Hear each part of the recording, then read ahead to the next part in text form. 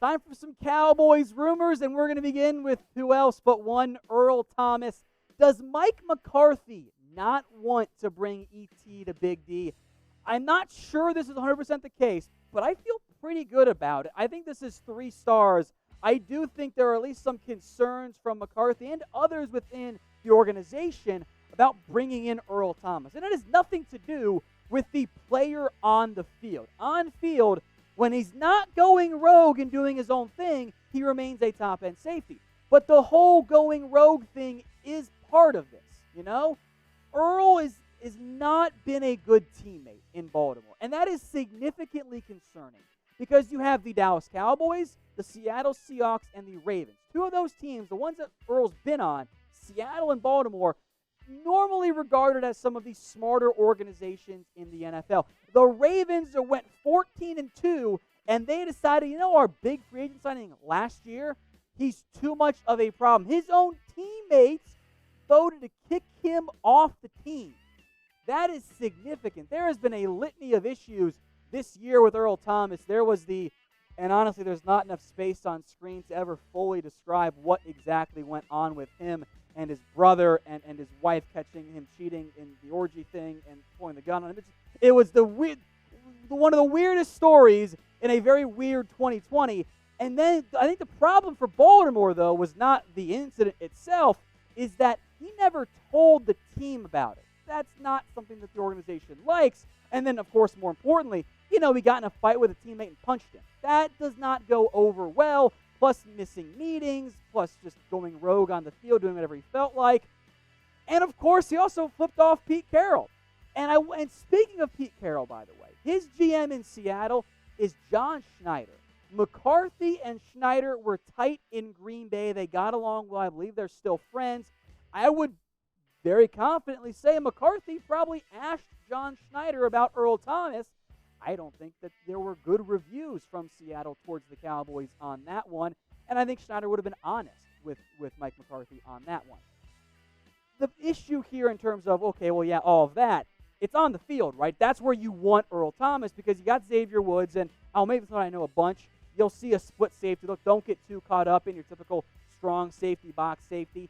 Not how I anticipate the Cowboys using their safeties this year. But Clinton Dix has not been great in camp. That leaves Donovan Wilson, Darian Thompson. Do we think that Earl Thomas is worse than those guys on the field?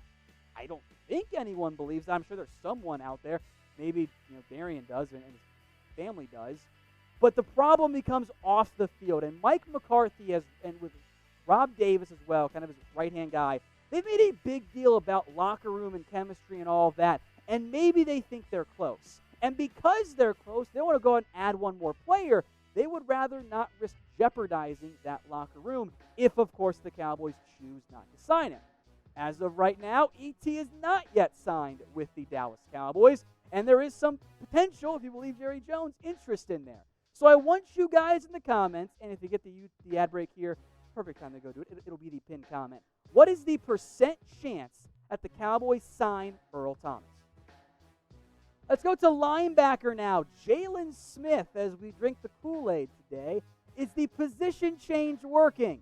Based on the camp reports, I'm going to go with yes, although I will be a little bit, not negative, but keeping in the back of my mind that it is training camp. They're supposed to look good in camp, otherwise you've got problems there. Smith making the move to the weak side linebacker spot. He's not going to be calling the plays. He's not going to be in that middle, that Mike linebacker role. He's going to be swapped with Jaylon Smith. And by all accounts of camp, he looks better, which means maybe the Cowboys will get 2018 Jaylon Smith. Because 2019 Jaylon Smith, it wasn't good. He tackled well, that matters, but the pass rush took a bit of a step back. The coverage was not very good, although I will say, stop putting Smith on receivers and you'll be in a better shape to have success there. If you can have a successful linebacking core, that's a big deal for the Cowboys. You have Leighton Vander Esch and Jaylon Smith. Those two are going to be your 2 linebackers out there well over 70% of the time. If they play well, the defense will be in a better spot. If they struggle like they did last year, That's a major red flag for this defense. The Cowboys, they need LVE, and they need Jaylon Smith to bounce back. Hopefully, that position change will result in exactly what the Cowboys are searching for, and they'll set themselves up in good shape. So for the Cowboys and Jaylon, I hope that ends up being the case. And by the way, if you like Jaylon, well, you can go get his jersey. They are 25% off. Chatsports.com/Cowboys jersey. Check the description. Check the comments as well. They are in there. Chatsports.com/Cowboys jersey. They got more than just Jaylon Smith, right? They got a bunch of different options. They got Zeke. They got Amari Cooper. They got DeMarcus Lawrence ones. They do still have some CeeDee Lamb ones available. This particular blue jersey is on sale. There's also the $80 one, but they're both $80 right now. Some alternate, styles as well. Custom jerseys, those are on sale as well. Link will be in the comments, and it'll be in the description. Let's go to linebacker, but a different one this time. How about cutting Sean Lee? Yeah, I don't know. I don't like this idea. Fake news on this one. Shout out Bleacher Report for suggesting the Cowboys should do just that. I kind of get where the argument came from. You're trying to save money. The cap is uncertain. You would save $2.5 million if you let go of Sean Lee. And I know that many of you guys are on the Francis Bernard or the Luke Gifford train and not really anyone on the Joe Thomas train. But it's your number 3 linebacker. You don't need to have an elite one. But given LVE's neck issues, given Jaylon Smith's, frankly, regression last year, and although Sean Lee is hurt right now and hasn't been doing much at camp, he doesn't need to do much in camp. We know that's Sean Lee. The injuries are, of course, a concern, but if he's healthy, that's worth what you're paying him. With only $2.5 million in savings, all you're doing is saving a little bit of money here and instead getting worse, at least in terms of depth, at the linebacker. If you're trying to save around $2 million, why don't you cut the punter instead? That makes more sense if you're the Cowboys. So I have always been a big fan of Sean Lee. I don't really think it makes a lot of sense to cut him, but I do want to hear from you guys. What would you do? Get your votes in here for me in the comments section. Type Y for yes that you want to cut Sean Lee, or type N for no. Let's go to Jerry Jones now and the players and kneeling, and this one's not going to go away, folks.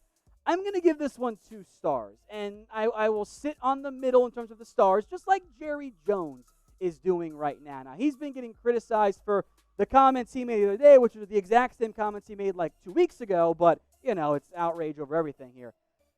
Jones is very much trying his absolute hardest to sit right on the middle. He doesn't want to pick a side. He wants to straddle that fence and go, hey, you guys know how I feel about kneeling. We know how he feels. He doesn't like kneeling during the anthem. We also know that Jerry always has his players back. And we've done it here on the show, too. We've criticized Jerry for going too far for trying to give players 2nd and 3rd and 4th chances and all of that. So he's trying to straddle this line of, you know what? I know how the fan base feels. They don't always like the kneeling. A lot of them don't care for it at all. But I also want to make sure I have my players back. So I think people are upset that Jerry's not really taking a firm stance here. He's just sitting right there in the middle, which really shouldn't surprise anyone because that's Jerry Jones' play here. That should have been pretty obvious from the beginning. Now, I've seen this on Twitter. I've seen this on YouTube as well. Let's say Dontari Poe and other players decide to take a knee this year. Will you watch? Type A for yes, type B for no. If you stop watching the sport you love because the players kneel during the anthem, come on, guys. It'll be okay. In fact, I have a compromise that Jerry Jones is so desperately searching for. If you don't like the players kneeling, what if you just don't watch during the national anthem part?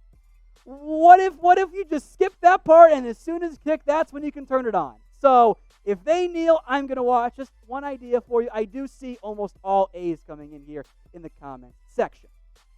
Now, not everyone likes what Jerry's been saying, but the players for the Cowboys, they've been big fans of what Mike McCarthy has done. And the Cowboys practiced this morning. The players have another meeting coming up later on today. This is Thursday afternoon, that they're going to discuss what some next steps are here. Here's what McCarthy had to say in his morning press conference.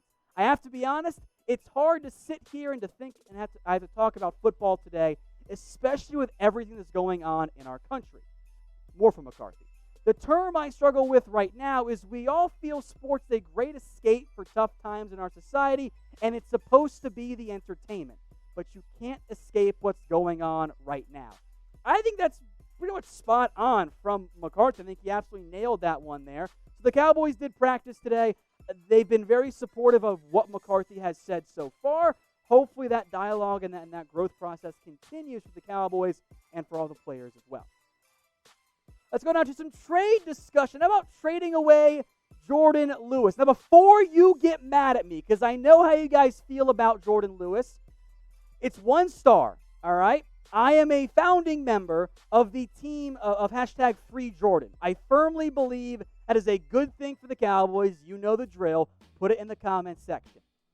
I am at least a little bit concerned, though, that in order to properly free Jourdan, you might have to trade Jourdan. And there is some rationale behind it. Namely, when you look at where things stand in terms of the Cowboys and their secondary. Owuzie, I think, is going to be your CB1. Good reports on Trevon Diggs coming out of camp. Anthony Brown, then, the Cowboys already paid him. He's been having a good camp, too.